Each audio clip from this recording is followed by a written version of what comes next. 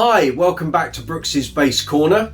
Today I have an interview for you with the bass legend himself, Mr. Billy Sheehan. This was recorded backstage at the Forum in Kentish Town in North London at the end of January in 2016 when the Winery Dogs were passing through town on their Hot Streak tour. If you're enjoying the videos, reviews and interviews on the channel, please hit the subscribe button below.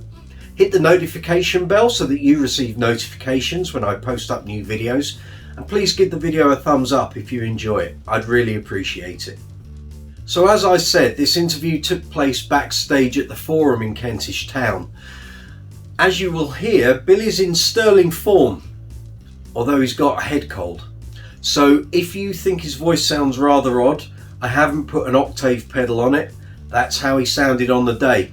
Thankfully I didn't catch the cold, but he had developed that cold, and this was literally show number 2 or number 3 on their European tour, and he had loads of shows ahead of him. So how he managed to get through the interview, I don't know. I'm not quite sure how he got through the show either, but somehow he did, and the show itself was an absolute fireball. I mean, if you have a look on YouTube at any footage from this show, you'll be amazed how he even got through it. But the band put on an absolutely superb show, so check it out. Anyway, on with the interview. I hope you enjoy it. Good stuff. And how's Pat Torpy? Pretty good. Yeah? I had dinner a couple months back. He's doing great. Excellent. And so that's a pretty positive turnaround. Oh, that's good. Good stuff. I know you did an interview for the magazine, I think around about September time. So Joel, who sends his regards, Right. just said just do everything that's current with Billy, and Cool. that'd be cool. Right on. So you just come back from Nam. How was the show for you? Great. I had my new pedal debuted. EBS does a hotter version. I'll be using it tonight. Cool. And it has a feature that I don't know of any other pedal that has it, but it's the drive chip is swappable.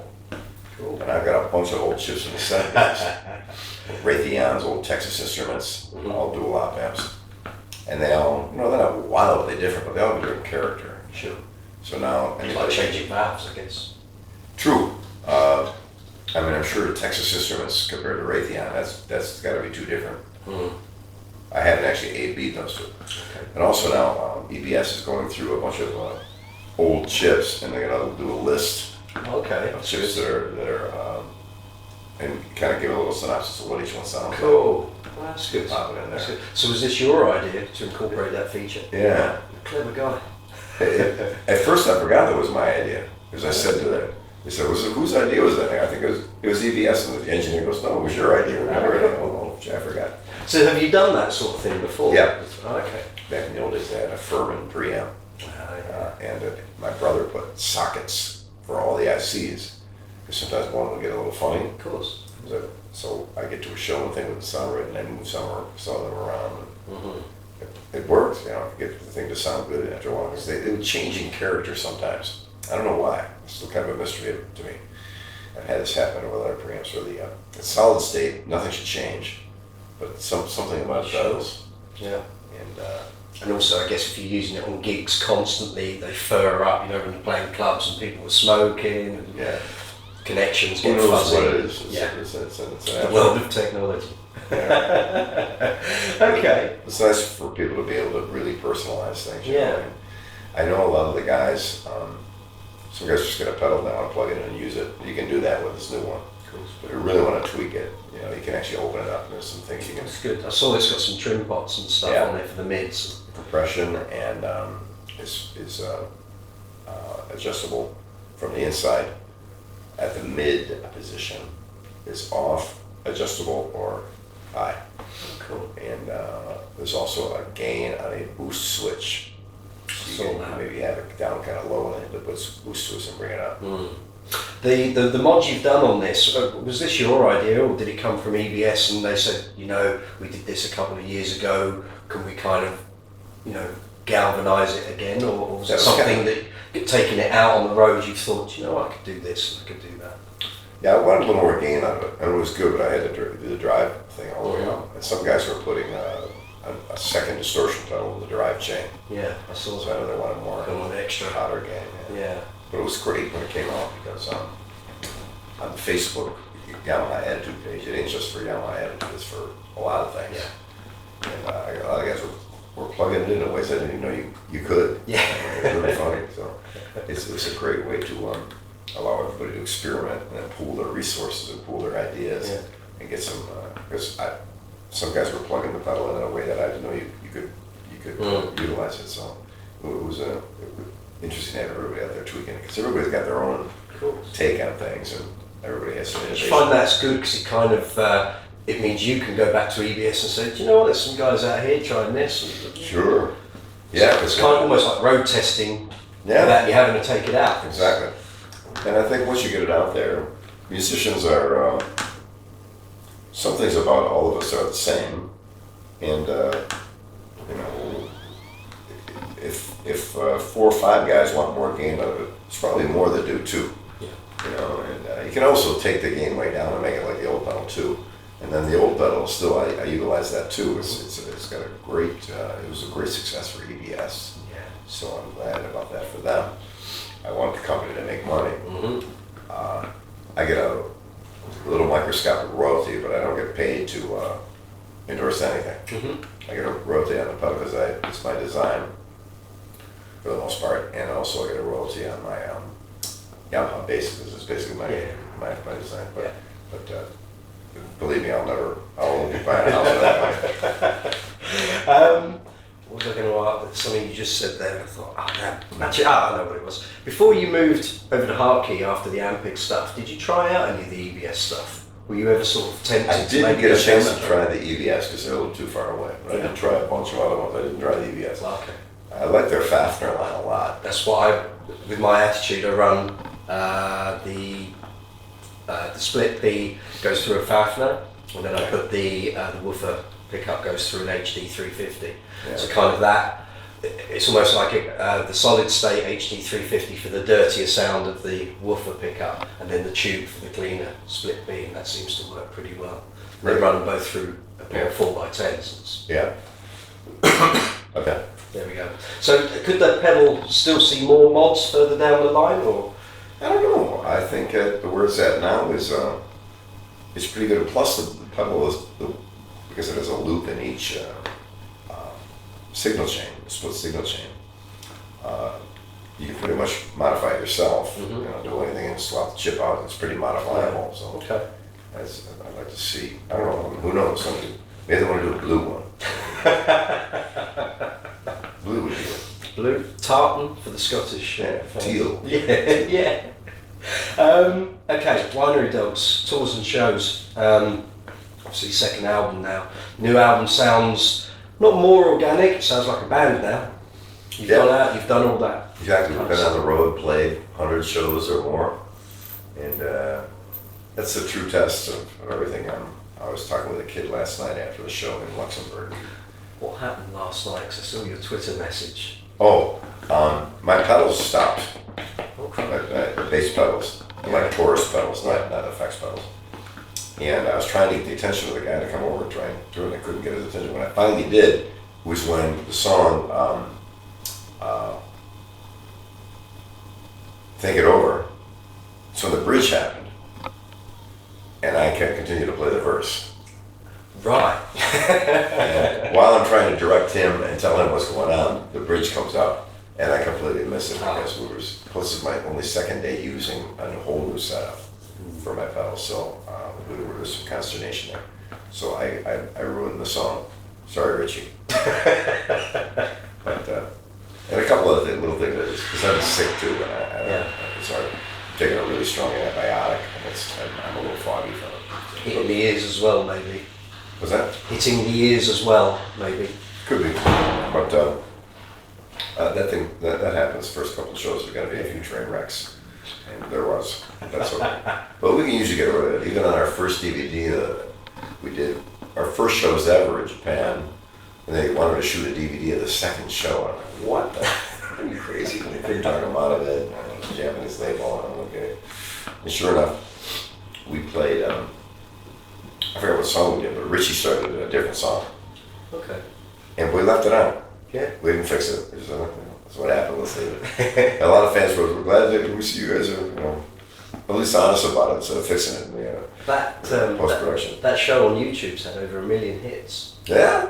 Wow, that's amazing. It's good going. I think maybe because we can't buy it over here, we can't buy it in the US. You have to import it from Japan. So yeah, I think we have had some of it for sale at the shows, but I don't know now where it is. Okay. Yeah, well, I'm glad it's on YouTube though. Yeah. It's good. It's good for us, It's right. It's free.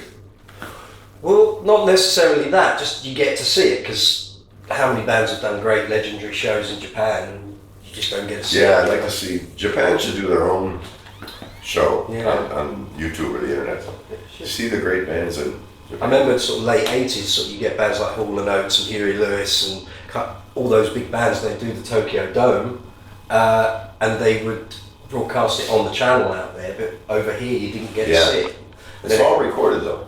Yeah. In the bootleg shops, they have in Tokyo there's one, and there used to be about 3 or 4, I think there's 1 or 2 now, bootleg shop, Blue Moon Records or something. Okay. And they basically take all that stuff, it's broadcast on the radio. They got a feed off a console in the house. They got CDs of everything. I got incredible bootlegs. But because they bootleg our stuff, they let us take whatever we want for free. That's nice. So we walked out with horrible loads of great stuff.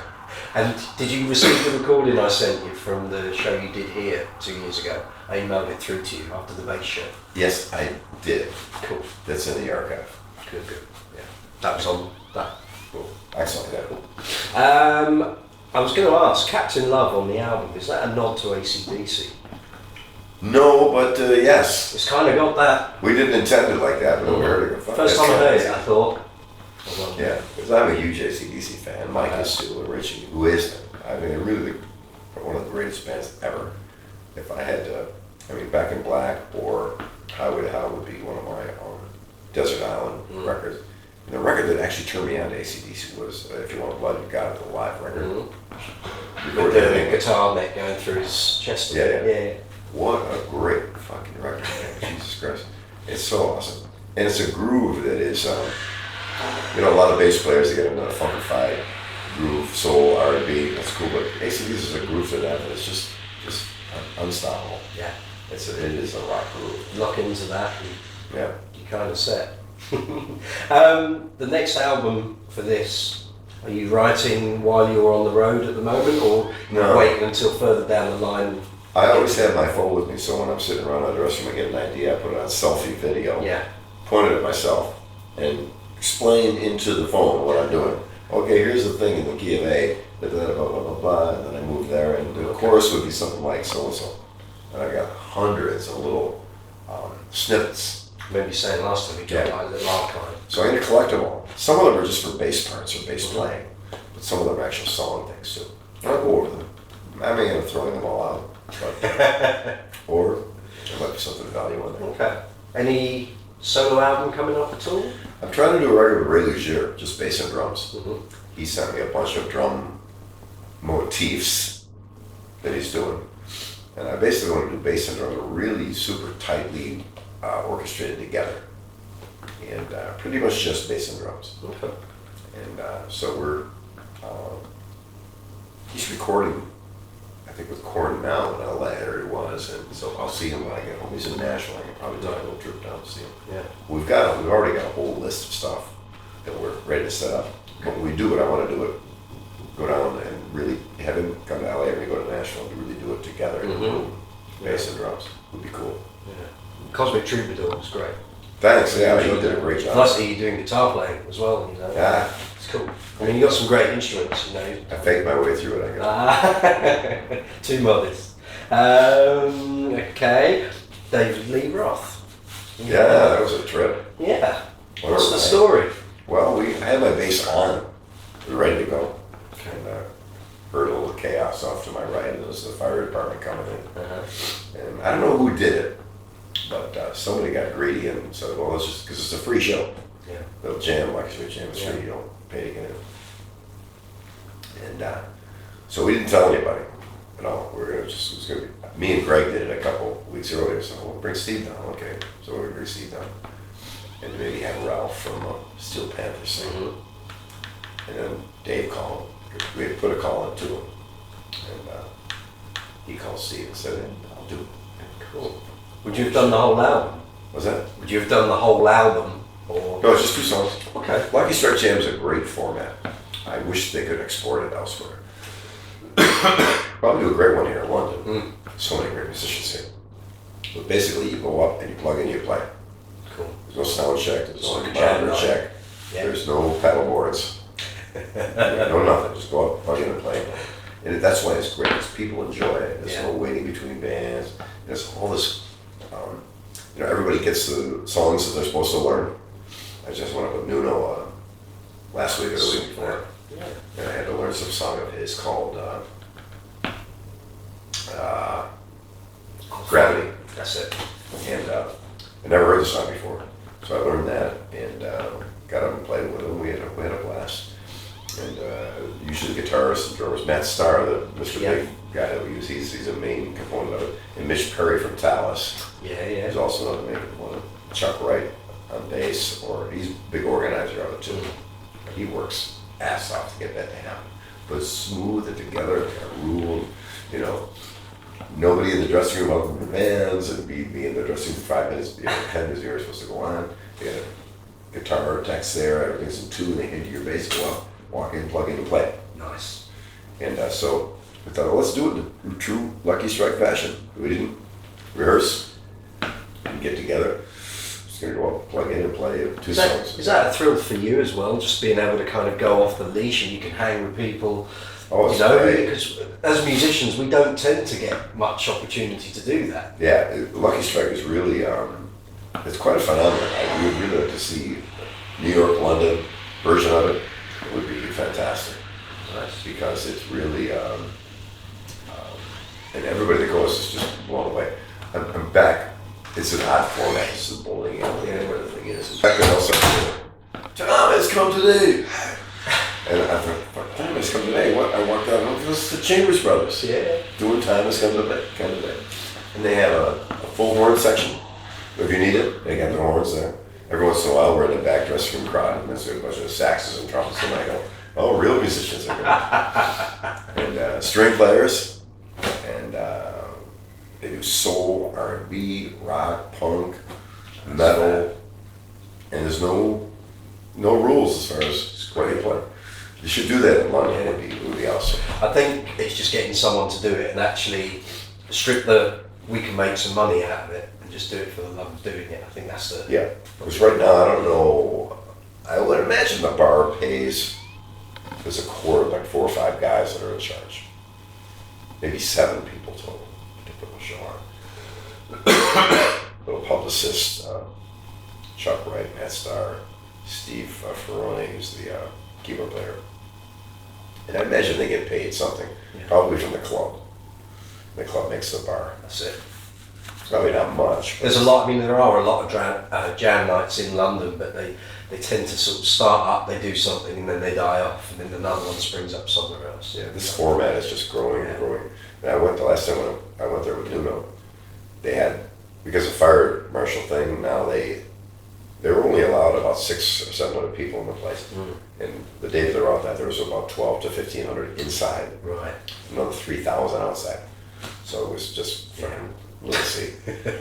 So we couldn't play. But hanging was great. Me and Dave and Steve and Greg and Brad. It was a good dynamic. Good fun. We had a ride. It was great. We hung out. It was so fun. So I saw on there that you might try and do this again at some point down the line. Hope so. I can never speak for anyone else, but man, I would love to. And it was just great hanging with everybody again. Steve, Greg, and I used to get together, and Brett, the keyboard player, used to get together every holidays for a eat and smile dinner. A couple times we tried getting a hold of Dave, but he's out of town or somewhere else. But, but he was. It was just great to be able to do that. That's good that you're all still friends anyway. Yeah. I'm It's glad. like 30 years on. Yeah, no. It's good. Exactly 30 years. Yeah. And I had dinner with Steve after NAMM, and it was we talked a lot about that and everything else going on. It's pretty cool. Good stuff. Yeah. Well, I'll rattle through these last couple. your perspective on all the recent musical deaths, including Lemmy, David Bowie, and last year Chris Squire. Fucking horrible. It's well, we're at that age, and there was The golden era. It really is true. We had a huge bubble of talent happen from Beatlemania. When that happened, everybody started to play. Some already were, you know. David Bowie was already. I just got the Conrads. Yeah. His first band from a long, long ago. I was a huge Bowie fan. That one hit everybody extra hard, and Lemmy too. Lemmy, especially from LA, because he was a figure at a scene. You know. I had a photo of me, Lemmy, Chris Squire, and John Entwistle sitting in the Rainbow, hanging out, drinking and telling stories. And they put the photo on the wall. Somebody stole it. And fuck! I swear to God, I had it. Well, now you're the repository of those stories. And that's I had some hilarious nights with John Entwistle. Chris Squire was always a wonderful man too, and Lemmy was a great guy. Anybody? I actually interviewed Chris Squire about 3 weeks before last time I interviewed you, and he was fine. He needed a bit of warming up with a glass of white wine, but he was on good form, and I didn't see that coming at all. I know they said he's a bit ill, and you know, Yes just had to carry on. They've got like a huge tour booked, and yeah, it's a shame. And then it's always a dilemma for everybody that's involved. You know, do we continue on? Do we stop here? You lose one guy, would you continue? I mean, we had a situation Mr. Big with Pat. Now he's of course alive and healthy. We could have probably easily just, you know, replaced him, but sure, that's not the way to do it. Without Pat, there's no Mr. Big. Without Yeah. Paul, without Eric, without myself, it just ain't the same band. So, you know, so we were glad to get Matt. Matt was a perfect guy for that. But yeah, on the original subject there, it's a sad thing to see. I was a huge, Bowie was probably one of my biggest influences. Beatles, Hendrix, Bowie. It was probably my big three, easily. Yeah. And I got my Bowie folder in my iTunes. It's massive. Yeah, I got a full alternate take of every song on Ziggy Stardust record. Okay. Every one is an alternate take of some song on there. Pretty amazing. I mean, I'd say I saw a clip, I think, on one of the videos that you put out, and it said, "This is my iTunes. Sort of, this is what I've got," and it was just huge. Yeah, it's huge.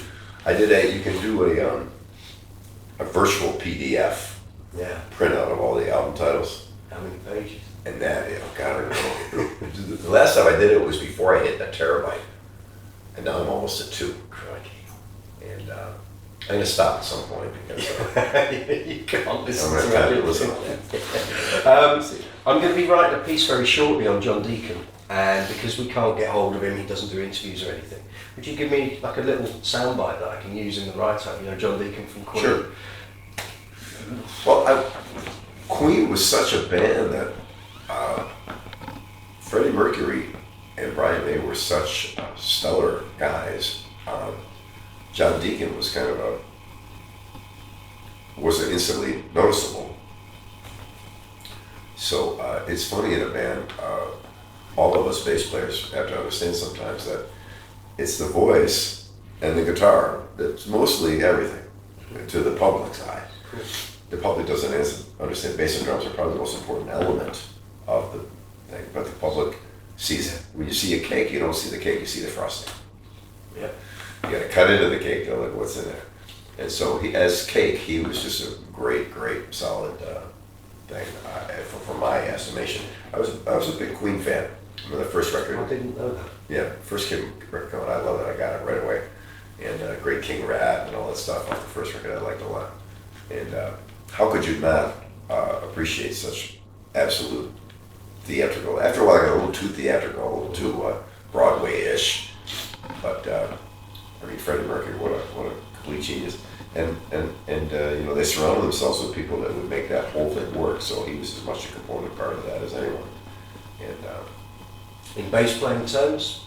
Yeah, I think, what was the rockabilly song they did? Crazy Little Thing Called Love. Great play. That's great. And for me, I love when a guy can jump to another genre and play it and do it convincingly. Mm-hmm. You know, I just did a country record.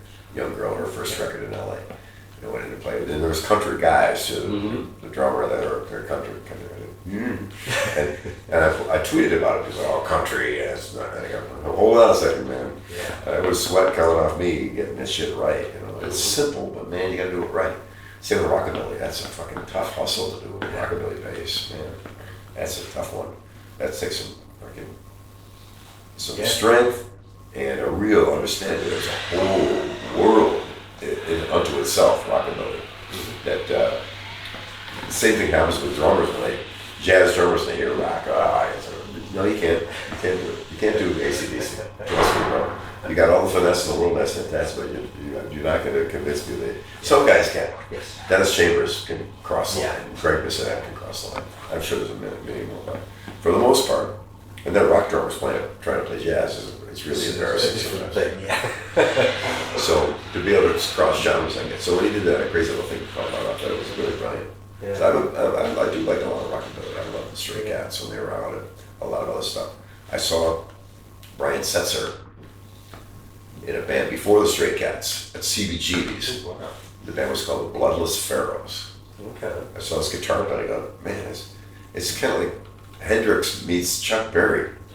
And I guess at the time, because it was all punk and new wave, he kind of stood out maybe like a sort of... And sure enough, he went out from there and got the other two guys, they did the Stray Cats. Okay. Pretty cool. Did you ever see Queen? Never saw him live, no. Okay. But you were aware, obviously, of what John was doing. Yeah, I've never saw him live. And as much as I liked him, I didn't know them so deeply.